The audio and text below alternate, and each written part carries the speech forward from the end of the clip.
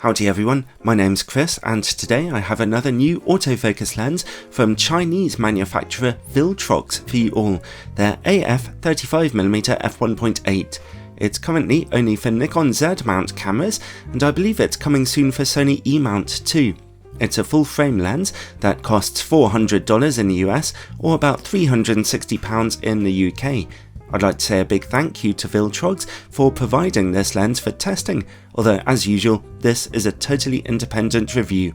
And despite this being like the 36th 35mm lens I've ever tested, literally, I'm still not sick and tired of them yet, as it's just so easy to shoot with that moderately wide angle of view on a full frame camera. And of course, that bright aperture of f1.8 ensures you can get subject photography with a little bit of depth and shoot more easily indoors or in the dark. First off, let's take a look at the build quality, and anyone who's handled a Viltrox lens before will be very familiar with how it feels and works. The lens barrel is solid and metallic, feeling pretty tough with a nice brushed finish to it. The lens mount is also made of metal, as you can see, and although there's no weather sealing gasket here, there is a USB-C port for future firmware updates, and Viltrox do have a good reputation for keeping their lenses updated. Next, there comes a metallic aperture ring, which turns around without clicks except to get into auto mode. It turns with just enough resistance to stop you accidentally changing aperture all the time.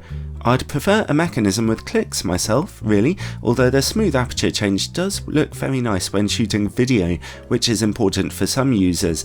The autofocus motor works silently and at a pretty quick speed, and there were no accuracy issues either. Another good point for video makers is that the lens doesn't really display much focus breathing, as you can see here, but you do see a fair bit of warping in the corners of the image, which can be a little distracting. The lens's filter size is a fairly small 55mm and it comes with a decently sized plastic hood. The hood can be reverse mounted onto the lens, but only with a bit of difficulty. The fitting that way is very tight. The lens does not have image stabilization. Overall, in terms of build quality, it's an awesome little package, nice and small and tough, works perfectly well, and it could be especially useful for video work. Now let's take a look at image quality. I'll be testing this one on my 45MP Nikon Z7 with its full frame sensor. In the middle of the image, straight from f1.8, we see very good sharpness. Contrast is good too, although there is a little ghosting to be seen on contrasting edges and a touch of visible purple fringing. Let's take a look in the corners. They look quite similar. I'd say that the corners are slightly less sharp, but have slightly more contrast. Stop down to f2.8 and those corners now look excellent and brighter, although there's still just a tiny touch of ghosting right in the very edges. Image quality back in the middle is almost perfect. Stop down to f4 and sharpness really is perfect there, and the corners look fantastic now. The lens stays this sharp down to f11, although stop down as far as f16 and softness from diffraction becomes noticeable, as you'd expect. Overall, for a low-budget, full-frame lens with such a bright aperture, it's a very good performance. Its contrast isn't great at f1.8, but stop down just to f2.8 to be treated to very punchy, sharp images. Now, let's move on and look at distortion and vignetting. Here's what you get if you leave in-camera corrections turned off. We are treated to some notable pincushion distortion in your images here, and plenty of corner darkness. Stop down to f2.8 or f4 for those image corners to brighten up.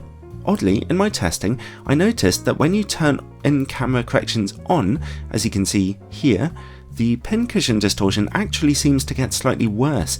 This was with lens firmware 1.0.4.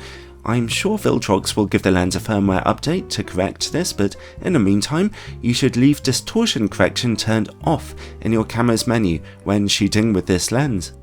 Let's take a look at close-up image quality now. The lens can focus down to about 40cm, not very close to your subject really. Image quality deteriorates close-up with lower contrast and some magenta colour fringing, but sharpness is still pretty good. Stop down to f2.8 and image quality looks fantastic again. Now let's see how the lens works against bright light. It's a slightly below average performance here. A fair bit of large pattern flaring is visible, but it's fairly translucent. But more worrying is the glaring when bright lights are in the edges of your image. While we're working in the dark, let's take a look at coma levels. At f1.8, bright lights in the corners of your images don't really show much noticeable smearing here. At f2.8, anything that was there is essentially gone. Let's zoom out a bit and look for some sunstars.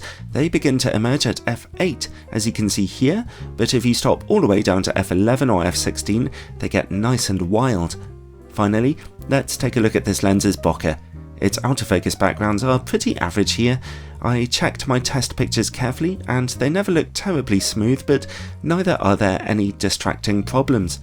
And related to bokeh comes longitudinal chromatic aberration.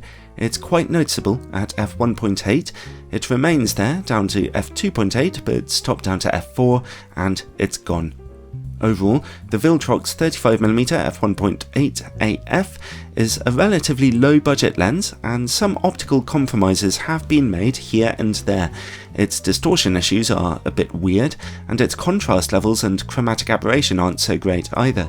Yet, its nice build quality and autofocus and its very good sharpness all pretty much make up for that, so if you're on a lower budget, I can certainly recommend it. Thanks for watching, all you Viltrox aficionados out there. If you have found this review helpful and you'd like to support the channel, then do check out my Patreon page in the description below, where supporters can find all kinds of fun, exclusive content. Ciao for now.